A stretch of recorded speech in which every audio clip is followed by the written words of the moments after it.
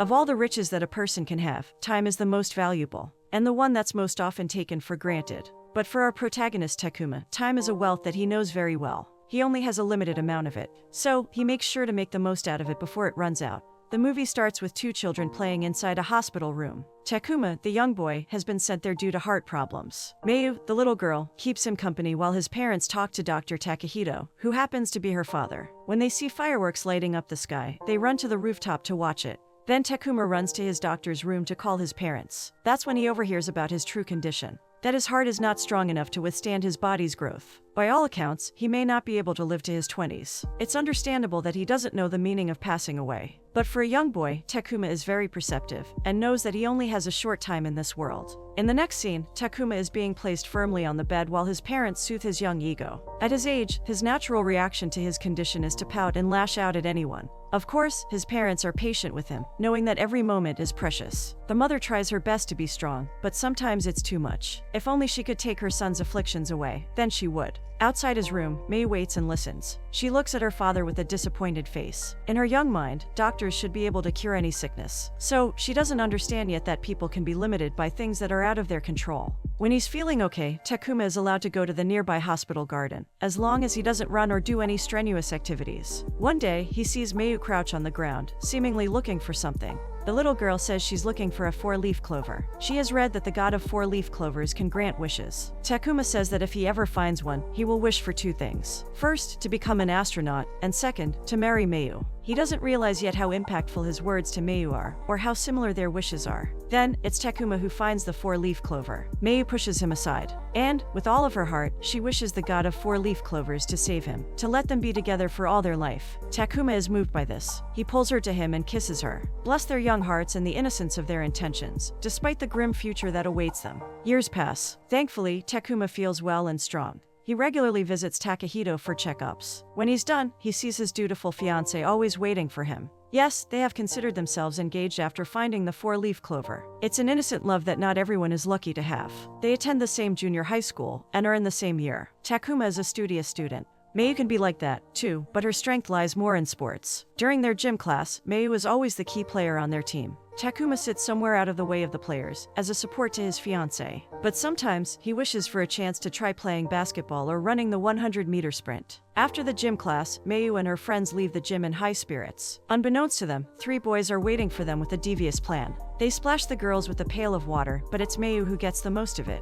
By doing this, the color of her brassiere can be perceived through the wet t-shirt. The boys give her malicious comments as they look at her chest. Takuma sees this and protects his fiancée. He charges towards the boys and attempts to beat them up. However, Mayu stops him by slapping him on the face. After the incident, Takuma is sent to the school clinic to stabilize his breathing. Mayu comes with him. Takuma is sulking because those boys got to see her brassiere, and yet he's the boyfriend who hasn't seen it. Wearing his jacket, Mayu hits his head while feeling exasperated. Seeing her bra is not worth the risk. Besides, if he asks her, she can show it to him anytime. Takuma sits up straight while she pulls the curtains around them. Then she removes the jacket and slowly pulls up her shirt. She still has inhibitions. But if Takuma asks for it, she won't hesitate to fulfill it. But she doesn't fully show her brassiere, because he stops her. It turns out he's getting too excited at the prospect. Mayu tells him she won't show her body anymore, as the sight might finish him off. Their conversation is silly and typical of teenagers who are romantically involved. But it's a small sign of hope and normalcy for both of them, given Takuma's condition.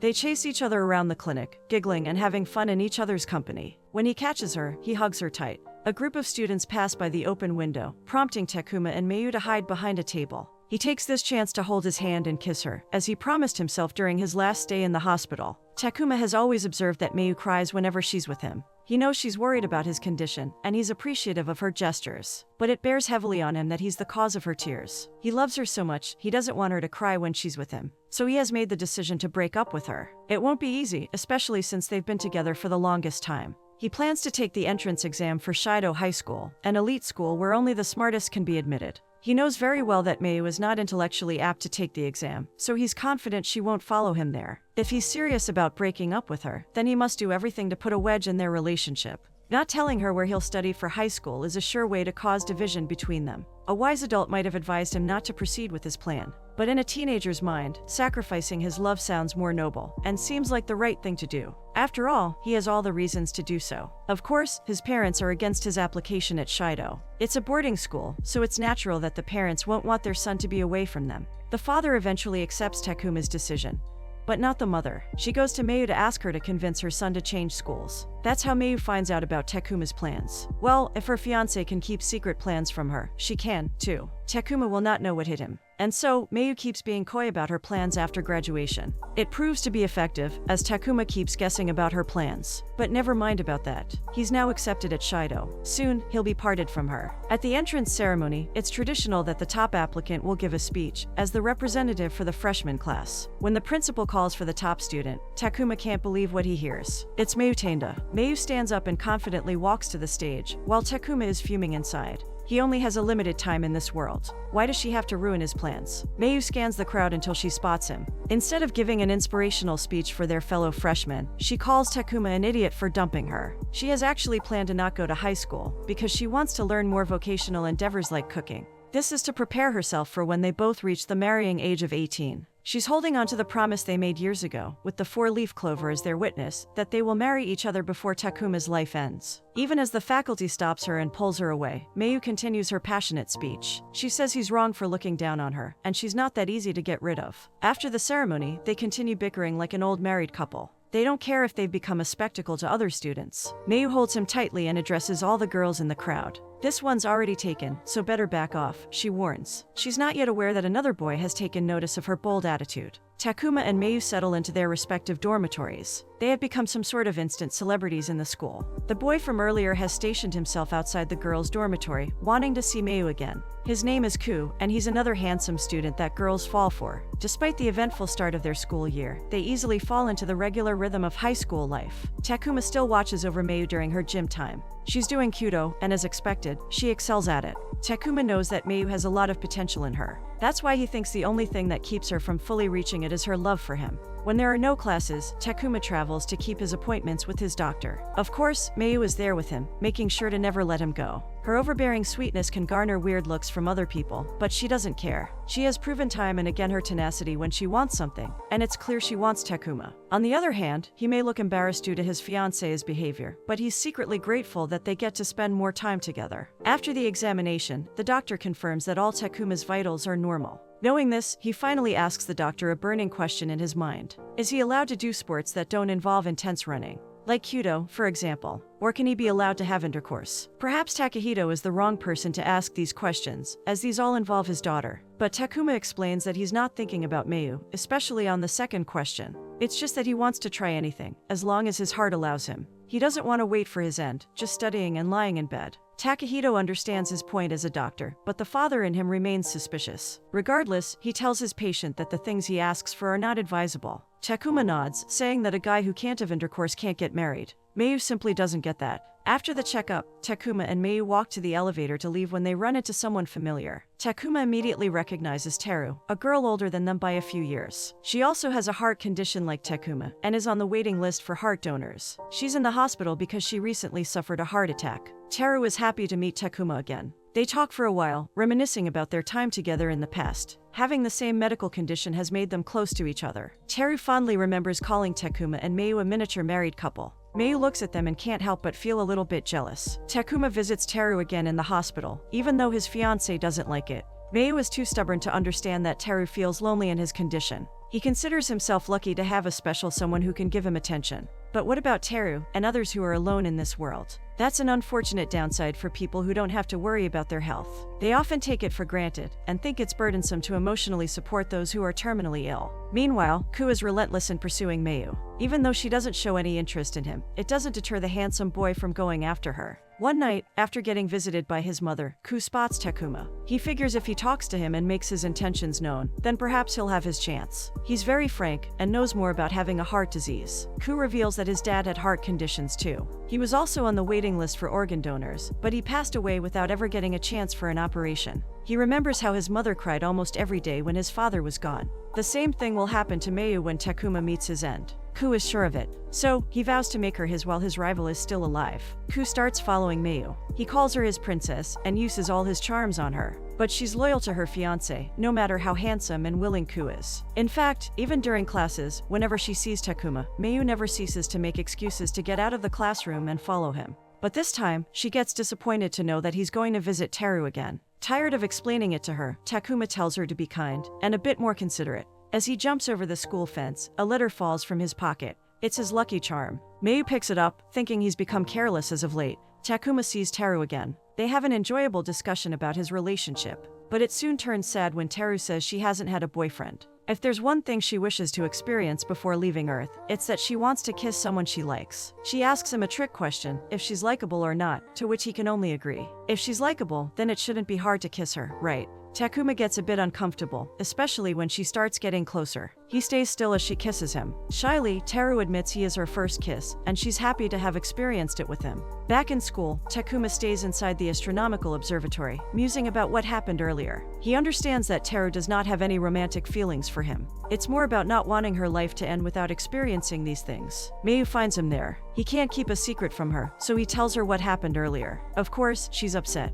but he explains his reason why he allowed Teru to kiss him. He says he can't be cold to someone like her. Mayu says his kindness is something she hates about him. Takuma urges her to break up with him, if she hates that part of him. He tells her he now knows what she actually feels. Come to think of it, he's always the one who says, "I love you." He's never heard Mayu say it. He thinks it's because she's only showing him kindness. It's hard to say no to someone who's always anxious about their short lifetime. He now realizes this after his conversation with Teru. Mayu is offended. She tells him he has no idea about what she really feels. She stands her ground, saying that a man should say no when a girl he doesn't like asks him if he likes her. Then, throwing Takuma's charm on the floor, she agrees to break up with him. Soon enough, their breakup has become common knowledge in their school. Ku is the most happy about it, as his chances have become higher in getting Mayu. But the girl is stubborn and feels annoyed about his courting her. Meanwhile, Takuma decides to visit Teru again. When he gets there, he receives unexpected news. Teru passed away last night due to a sudden heart attack. The nurse who's arranging her things says she was a poor thing, alone in her last moments. This hammers in the reality that awaits Takuma. Anytime, his treacherous heart could stop beating, and he can't do anything about it.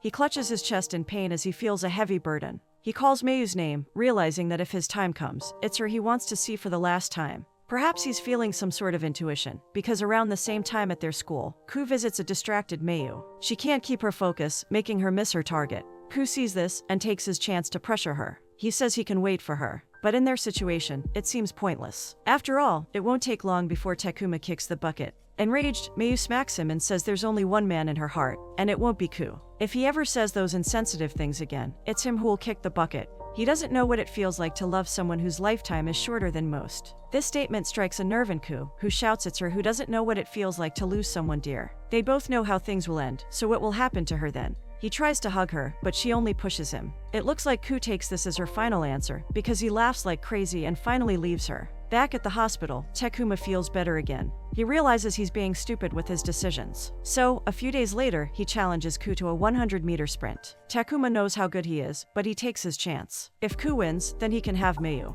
But if he wins, then Ku must stay away from them from now on. Ku accepts this challenge, thinking it's an easy win. They get one of the students to be the umpire. When the gun goes off, both boys run. Ku runs with his athletic abilities, while Takuma runs with all of his life. By some miracle, it's Takuma who wins the race, and his heart seems to go along with it. Ku sees him lying on the ground, looking like a lunatic for laughing. But he must realize what a treat it is for Takuma to have his body filled with adrenaline, to almost run out of breath because he just sprinted, to feel the life flow in him. That night, he invites Mayu on a date around the campus. When she points out that they've broken up, Takuma feigns innocence. Mayu comes with him regardless. They walk around the campus before going to the Kyudo Hall. He tries the equipment, then she fixes his stance and his hold on the bow. Then, he suddenly asks her if they can make love there. Mayu is hesitant at first, but when Takuma holds her and starts kissing her, she gives in. Anything for the love of her life. The next day, everything seems to have gone back to normal. The couple skips class, as Takuma has told Mayu about Teru's passing. As they jump over the fence, Ku sees them. He gives them knowing looks, as if he knows what happened to them last night.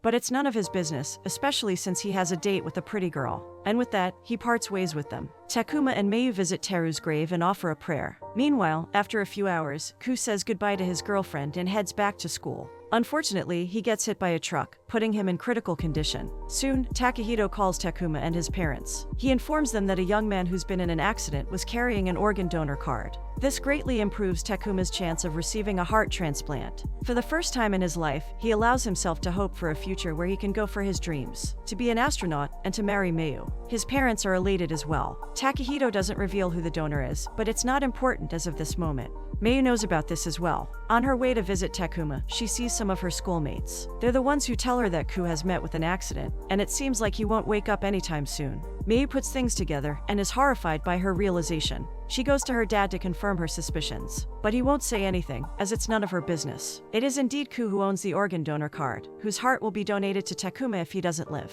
His mother and grandfather are there with him, feeling both sad and proud. Sad because they don't think he'll ever wake up. Proud because they realize his feelings after his father's passing. He must have suffered, knowing how hopeless it feels to keep on waiting for a donor that may never come. So he decided to apply to be an organ donor, in the hopes that no one would have to suffer the way his father did. The grandfather is almost starting to change his mind about keeping Ku's heart. In the next few days, students from their school keep on visiting Ku. The mother is very appreciative of the gesture. Mayu, still not believing it, decides to check. She confirms it's him, still unconscious and surrounded by his mother and admirers from their school. Mayu is not a heartless person, only a stubborn one. If Ku is the only chance for Takuma to live longer, then she'll do her best to keep it that way. She runs back to him. However, he's already found out about it, due to some students mistaking his room for Ku's. They proceed to the rooftop, where they have another heated discussion. She warns him not to back out of the operation. It's the only way. Does she know how frightening the prospect of losing her life is? Takuma asks Mayu. Because that's how Ku's family is feeling right now. Just like with Teru, Takuma feels empathy for his friend. If living longer means taking away a friend's life, then he chooses not to undergo the operation. Back in Ku's room, Ku is showing signs that he's about to wake up. This gives his mother and grandfather hope that he'll live. Takahito corrects them that sometimes, patients in a coma will often shed tears or move their hands, but it doesn't guarantee immediate recovery. Despite this, the mother is firm in her belief that Ku will get well. Because of this, she decides to withdraw the donor's consent. Takahito informs his patient about this. Only Takuma is at peace with this disappointing news, but he's only putting up a brave face. Mayu knows very well that he's already giving up. They both come back to school, hoping that the coming days will be better. But as soon as the next day, Takuma's heart is already failing him. He's rushed into the emergency room, where the doctors are trying their best to revive him after his heart flatlines. Thankfully, they manage to bring him back, but he remains in critical condition. Takahito calls them inside Takuma's room, for it may be their last chance to say goodbye. However, Mayu is not ready to give up. She rushes to Ku's family. She grovels in front of them, begging them to give Ku's heart to Takuma. It's a selfish request, but she can't let him pass away. Both the mother and the grandfather feel deeply for her. The grandfather says he understands her feelings, but he can't give away his grandson's heart, not when there's a tiny hope that he'll live. The mother shows empathy, but she apologizes for being selfish as well. She also wants her son to live. With no choice, Mayu has to accept the fact that she'll lose Takuma. Still hovering between life and the afterlife, Takuma begs the gods of the four-leaf clover to give him more time, and they grant his wish. By some miracle, he opens his eyes. While his parents have gone to call the doctor, Takuma convinces Mayu to spend the day with him. Mayu can't believe that he's full of energy after coming back from the afterlife. She attempts to bring him back to the hospital, but he refuses. So, she gives in to his request. They spend the day at an amusement park, trying out all the rides and eating food to their heart's content. Then they spend some time at the beach. Late in the afternoon, they sit together in the hospital garden where they first found the four-leaf clover. They share one last kiss, before Takuma says they must return to the hospital. He knows that his time is up. But there are no regrets on his face, because he knows they both lived a fulfilled life together. He gives her his lucky charm for keeping. When they return, Takuma's mother slaps Mayu for her carelessness. But it's already too late. Takuma breathes his last breath at 6:26 in the morning. This is too much for Mayu. She runs to the rooftop, where she finally finds the strength to open the envelope he left her. It contains a handwritten letter that was written when he was still a child. Taped there is the four-leaf clover that has guided him throughout his short life. Written there is one wish: dear everyone I love, please be happy even after I'm gone. Mayu smiles despite the pain. She needs to be strong to accept the fact that he's gone. Years pass. Mayu stands alone inside an empty church. She's wearing a pristine white gown and holds the urn that contains Takuma's ashes. She's fulfilling the promise they both made when they were young. Life is sad without him, but she has no regrets about loving him. If they are destined to meet again, even if they meet the same sadness as now, she'll definitely fall for him again.